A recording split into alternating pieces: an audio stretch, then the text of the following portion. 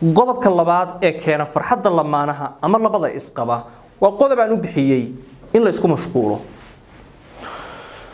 haygu mashquul weliga ma maqash waxaas wax ka jira ma jira nin naagtaada waa inaad ku mashquusho adiguna ninkaaga waa inaad ku mashquusho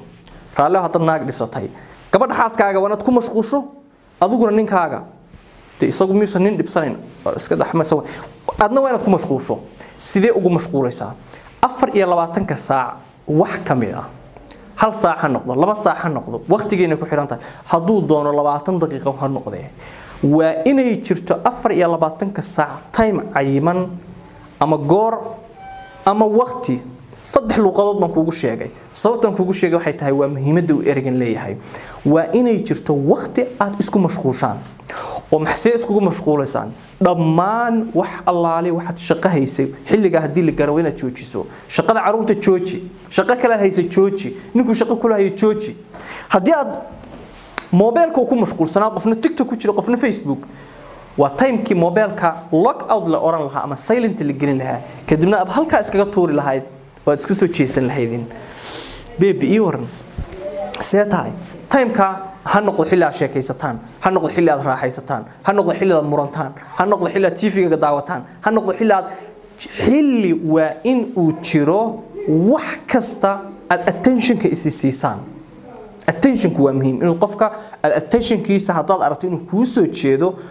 waa waxyaabaha keena farxadda oo waxyaabaha keena jacaylka waa waxyaabaha ifan qofkan hadaad u xanaaqsanad ama dhibaato u qabtay aad ku ilaawi karto inuu qofku time ku siiyo niyad inuu ku siiyo oo niyadiisu uu ku soo jeeso waa inay jirto time habeenkii noqon kartaa maalintii waa random limay noqon kartaa dadna way gurguuri kartaa timekaasi xilli way dadku inta badan wala iska mashquulsan yahay qof walba shaqo u bahaya guriga shaqadiisu way badan tahay kan way badan tahay kan way badan tahay waa inay jirto goor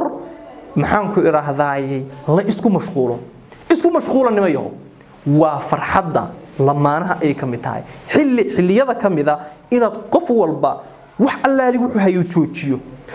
aba suuqa joogo hawl muhiim ah aad hayso hadaad ogaato xilliga aad isku mashquul jirteen xaaskaaga la gaar jooji shaqada oo guriga soo aad gabadhu shaqo kasto ay hayso xilliga waa inay joojiso in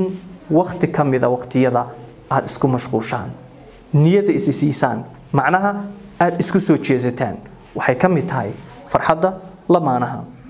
halkan waa Dirir Media ku soo dhawow oo la soco qodobka saddexaad ee lamaanaha ee keena farxadda lamaanaha fadlan ha iga ilaawin inaad dhingadayso follow-da subscribe-ta iyo love-taba halkani waa Dirir Media